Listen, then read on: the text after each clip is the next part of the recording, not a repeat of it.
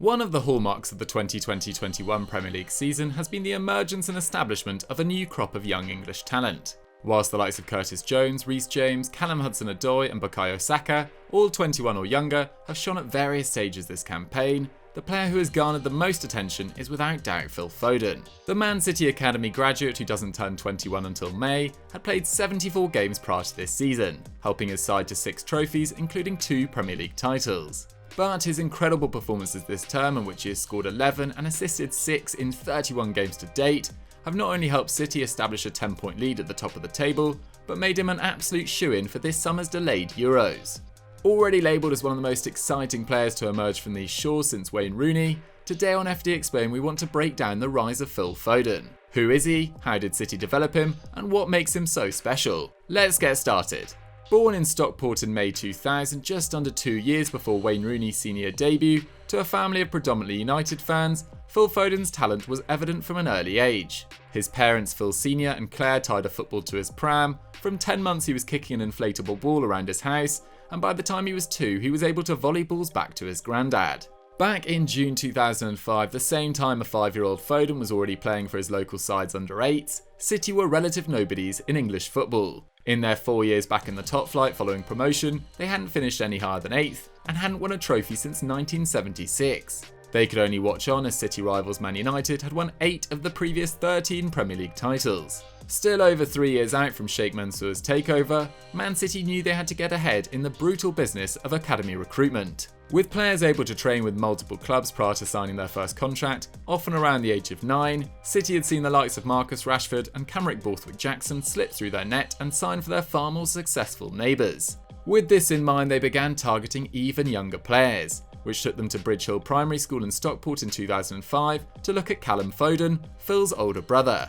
When asked whether any other youngsters were worth looking at, a 5-year-old Phil was thrust into the limelight and immediately impressed. According to Mark Allen, the former director of football of the City Academy, Phil's mesmeric ability was clear even back then, with him being seen as, quote, too good to be true. Jim Castle, another City Academy employee, claims that Foden was messy-like as a kid.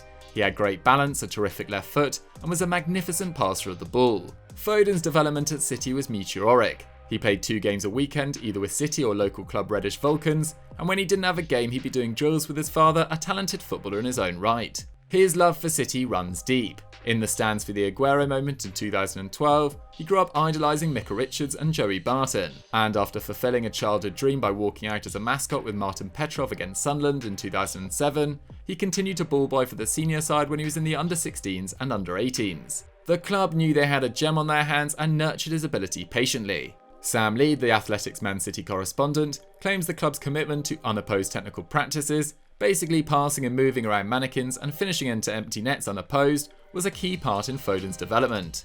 Even now, his innate ability to scan the pitch, collect the ball off either foot, in front or behind him, stands out in the exalted lands of the Premier League. Soon after Guardiola's arrival at Man City in the summer of 2016, he was sitting watching an academy game, and according to Sam Lee, saw Foden on the ball, jumped out of his chair in the stands and said, "Who is that number 10? From then on, Foden, who had long been admired by Director of Football Chiqui Bergerestein and Rodolfo Borrell, Arteta's replacement as Pep's assistant manager, trained with the first team. It wasn't long until the diminutive attacker was leaping to nationwide attention, with his performances alongside the likes of Hudson-Odoi and Sancho helping the England under-17s to the final of the European Championships in 2017, where Foden netted a defeat against Spain. Just 5 months later, he inspired the young Lions to go one better, as they beat La Roja 5-2 in the World Cup final, with 2 goals from Foden, who was named as the tournament's best player. From then on, interest around the youngster built and built. In the summer of 2017, Foden made his debut against Man United's midfield of Pogba, Herrera and Carrick in a pre-season friendly, after which Guardiola told reporters they were lucky to see his debut and that he hadn't seen something like he saw today for a long time. Having been named on the bench for a Champions League game against Hoffenheim in 2016, City were trying to prove that the youngster had a future at the club. But with Foden essentially too good for the under-18s and not quite ready for the senior squad at that time, opportunities proved hard to come by. 10 appearances across the 2017-18 campaign were followed by 26 in 18-19, but just 13 of those came in the Premier League with just 3 starts. Fans were beginning to worry. His 330 league minutes in 2018-19 was half that of anyone else in the City squad, and Foden seemed to deserve more. Not only had he scored 5 goals in the Cups as the Sky Blues won both competitions, but he managed to score his first Premier League goal in April, a winner against Spurs, only to play just 56 minutes of the final 4 games of the season. With former City youngster Jadon Sancho excelling in Germany and Brahim Diaz edging towards the exit door in Real Madrid, there was a very real fear that Foden might start to believe the grass was greener elsewhere. But whilst loan moves to Spurs and Everton had been seriously considered in December 2018 and December 2019 respectively, Foden was going nowhere. Made to feel wanted by his manager, who called him the most talented player I have ever seen in the summer of 2019, Foden didn't have any issue with staying around. Whilst 2019-20 saw Foden play over 1,000 league minutes for the first time, he was far from a regular starter, only playing more than 60 minutes in a single game 3 times prior to lockdown in mid-March. And it wasn't until after the enforced break with goals against Arsenal, Burnley, Watford and most notably Liverpool in a 4-0 victory that he truly established himself. But going into this campaign there was a certain amount of pressure on Foden's shoulders. Despite his age, many expected him to help fill the void left by David Silva, the beating heart and tempo setter of 4 Premier League winning sides, who had averaged a ridiculous 0.5 goal contributions per game across 10 years in England. Playing on the left wing, right wing or even as a false 9, the Englishman has stepped up magnificently, with goal contributions in 13 of the 31 games he has featured in this term. After completing just 8 full 90s in the League and Champions League prior to this season, he has already done so 11 times in 2021. With only Raheem Sterling topping his 451 minutes in continental competition at the time of writing.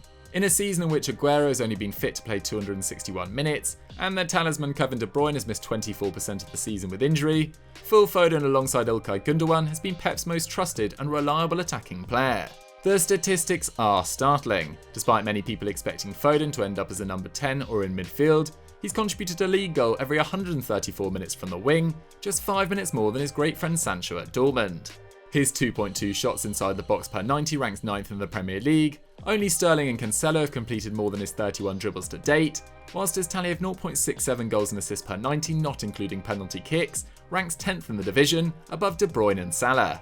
Unsurprisingly for a player living the dream representing his boyhood club, he is pulling his weight defensively. 1.9 tackles and interceptions per 90 is 0.3 more than any forward in Pep's roster, while his 15.1 pressures per game is only topped by De Bruyne and Rodri. Whatever the situation, Foden has responded, with a crucial goal away at Olympiacos sending the citizens through to the knockouts, whilst he also has strikes against Arsenal, Everton and Chelsea to his name this season. But it was his performance away at Anfield in early February that brought him to worldwide attention. With the scores at 1-1 entering the 70th minute and knowing a win would take Man City 10 points clear of last season's champions, Foden ripped Liverpool apart, scoring a rocket past Alisson and setting up another to extinguish any final hopes of a 20th top-flight title for the Reds. With 13 games left of the Premier League season, Foden already has 9 league goal contributions to his name, with only 3 players under the age of 21, Haaland, Sancho and Moise Kean, contributing more at the time of writing in Europe's top 5 leagues, with Kean the only one to play fewer minutes.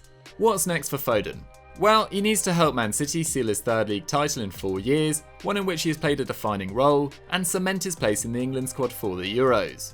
Having made his debut for the senior squad in a friendly against Ireland in mid-November, he scored twice and assisted once on his first competitive start against Iceland in the Nations League that same month.